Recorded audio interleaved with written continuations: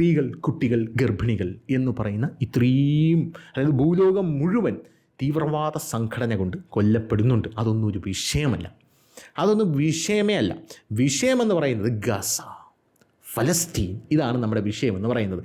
Last but not least, ഗാസയിലും ഫലസ്തീനിലും കുട്ടികൾ കൊല്ലപ്പെടുന്നുണ്ട്, Israel അവിടെ കൊല്ലുന്നുണ്ട് എന്നവർ പറയുമ്പോൾ ഇവർ കൃത്യമായി അജണ്ട സെറ്റ് ചെയ്തുകൊണ്ട് ഒരു നെറേറ്റീവ് എടുത്ത് മുന്നിലേക്ക് വയ്ക്കുകയാണ്.